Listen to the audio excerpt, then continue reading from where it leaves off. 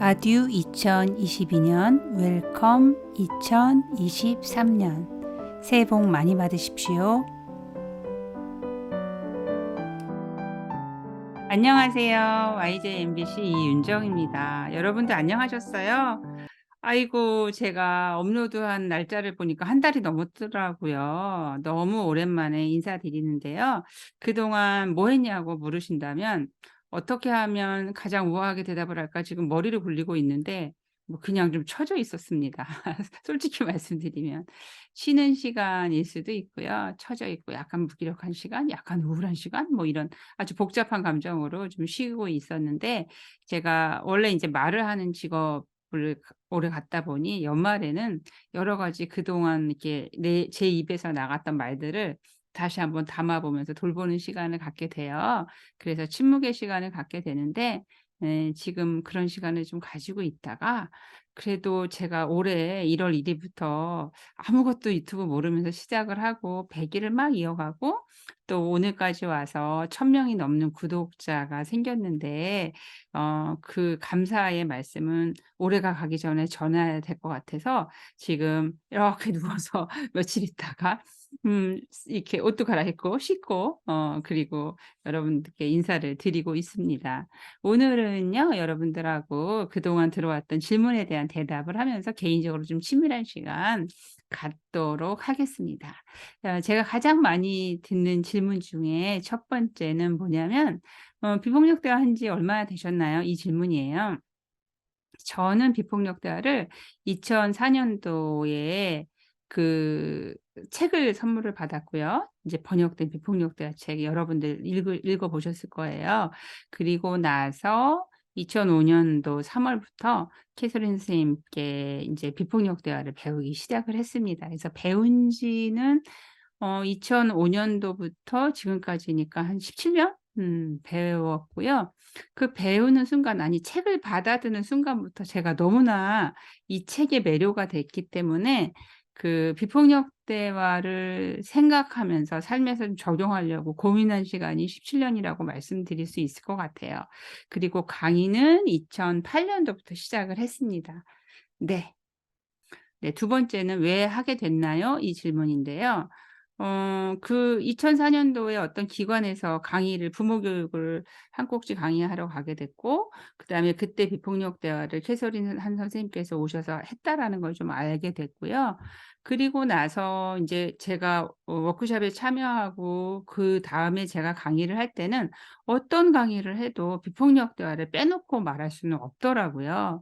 그래서 그렇다면 이게 그렇게 중요하게 그 나의 삶으로 들어왔고 이것을 좀 잘 실현해 보고 싶다면 '본격적으로 이 일을 하자.' 이런 생각을 하게 됐고요.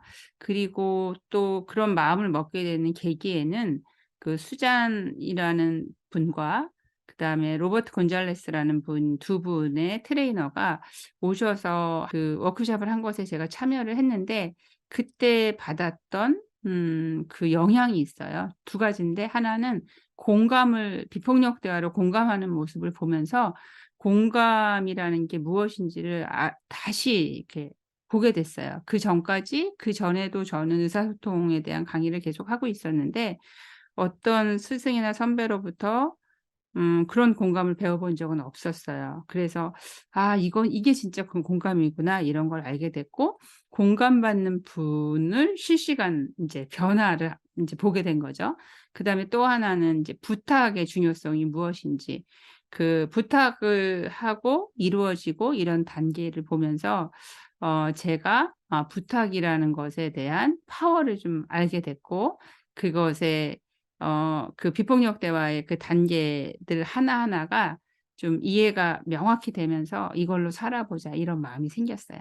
세 번째 질문은 "당신은 갈등이 있나요?" 이건데 그럼요. 갈등이 있죠. 엄청 많습니다. 오늘도 얼마나 많은 갈등을 했는지 모르겠어요. 그리고 또 이제 더불어서 "집에서 갈등하시나요?" 뭐 이러거든요. 그럼요. 갈등하죠. 30 살과 27살 아들이 있고 또 남편이 있어요. 그 새 남자랑 살면서 갈등은 계속 있죠. 그런데 그 갈등을 풀어가는 속도는 '다른 집과는 좀 다르지 않을까.' 이런 생각이 들어요. 물론 뭐 그 세 분들은 여전히 저한테 불만이 있죠. "공감은 밖에서 하냐? 밖에서만 하냐?"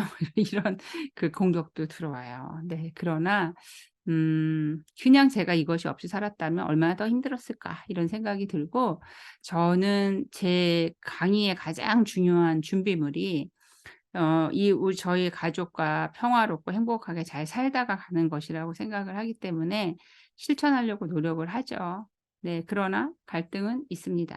그리고 개인적인 갈등이 있다면 무엇인가요? 네 번째 질문은, 개인적인 갈등은 바로 이런 거예요. 내가 아는 만큼 말하고 말하는 만큼 실천하고 실천하는 만큼 말하고 싶은데 그것이 잘 안 될 때, 이럴 땐 너무 괴롭습니다. 그래서 어 그 오히려 인제 제가 MVC를 전하는 일을 할 때 제 삶이 더 풍요로워지게 되죠.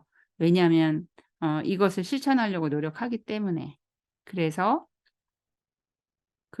그것이 일치하지 않을 때 갈등이 있고, 그 일치를 위해서 노력하는 게 저한테 큰 축복이고 또 감사이기도 합니다. 네. 다섯 번째, 가족과도 MVC 하시나요? 하죠. 네. 그러나 맨날 하지는 않아요. 안 할 때도 있죠.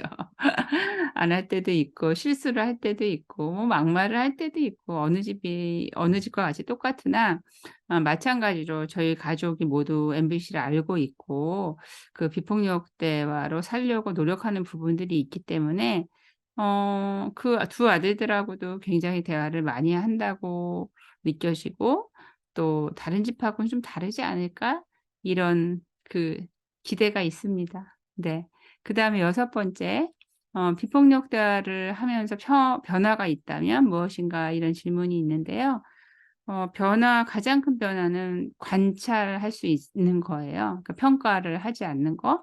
그러니까 예전에는 "왜 저렇게 사냐."고 비난도 많이 하고 평가도 많이 했는데, 지금은 그분들의 삶의 역사를 다 모르는 상태에서 그 평가를 하는 것이 얼마나 교만한 건지를 잘 알고 있기 때문에, 그냥 우리 모두의 다른 점들을 그대로 좀 수용하고, 그리고 그 상태에서 우리가 살아온 것에 대한 노고, 감사, 이것을 전하고 싶은 마음이 크기 때문에 살아 주셔서 감사합니다, 이런 마음으로 많은 분들과 만나고 있어요. 그냥 이렇게 거리를 지나갈 때도 그런 생각을 해요. '살아 주셔서 감사합니다. 우리 같이 잘 살아 봐요.' 네. 이런 생각을 하면서 살아가고 있습니다. 네. 일곱 번째, 강의 때 꼭 강조하는 말이 있다면 무엇인가요? 이런 질문인데요. 강의 때 강조하는 말이 몇 가지가 있어요. 첫 번째는 "내 자신을 너그럽게 대하세요." 이 말이에요. 세상은 그렇게 너그럽지 않죠. 그래서 적어도 나 자신이 나에 대해서 좀 너그럽게 대하는 거. 그러기 때문에 비폭력 대화가 안 된다고 좌절하시면 안 돼요. 저는 그래도 좀 한다고 생각되는데, 다른 사람보다는 그 이유가 이것이 일이기 때문이에요.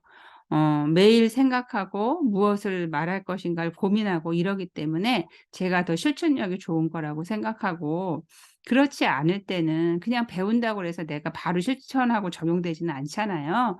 그런데 제가 늘 그렇게 말씀드려요. 그냥 죽을 때까지 할 겁니다. 이 비폭력 대화는 해야 되는 일입니다. 그러니 안 된다고 나 자신을 비난하거나 그다음에 좌절하지 마시고, 그냥 '내가 눈 감기 전까지 하자.' 이렇게 생각하고 하시다 보면 "언젠가는 하게 됩니다." 이렇게 말씀을 드리고, 그 언젠가 하게 될 때 그 순간이 너무 경이롭고 기적 같기 때문에, 그 기쁨을 기억하기 때문에 우리는 또 하게 되어 있어요. 그래서 잘 안 될 때 너그럽게 대하세요. 이것은 합리화가 아닙니다. 너그러움으로 수용하세요.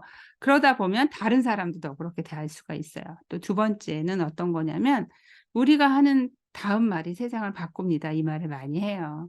내가 지금 이 순간에서 그다음에 어떤 말을 하느냐에 따라서 그다음 세상은 전쟁터가 될 수도 있고, 그리고 평화의 축제의 시간이 될 수도 있죠. 그래서 내가 하는 말에 대해서 고민하고, 그다음에 생각할 수 있는 거, 그다음에 평화롭게 살 것인지 전쟁을 치르고 살 것인지 나의 선택이라는 것을 많이 말씀을 드립니다. 네. 그리고 세 번째는 욕구를 저는 많이 강조를 하는데, 그래서 욕구 명상 책을 쓰게 된 이유이기도 해요. 내가 원하는 게 무엇인지 명확히 알게 되면 삶이 조금 단정해진다고 말씀드릴 수가 있는 것 같아요. 명료해지는 거죠.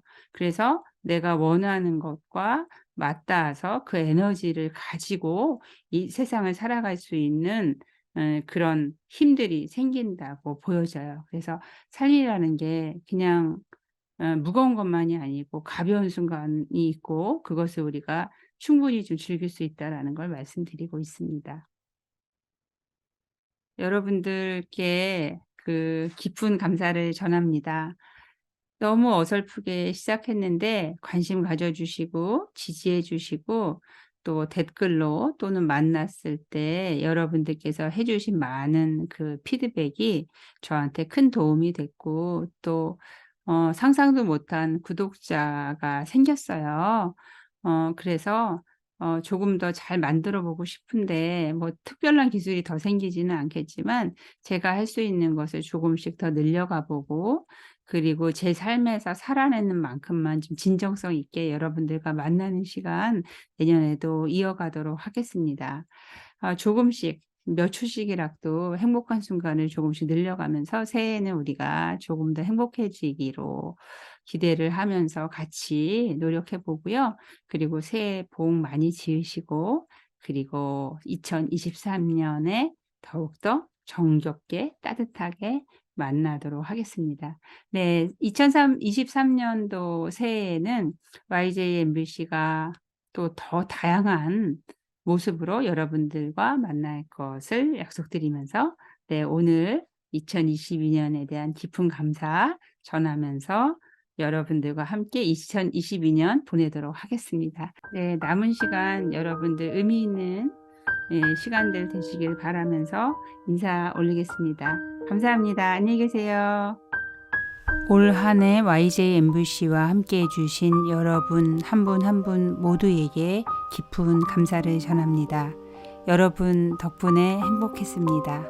새해 복 많이 받으세요.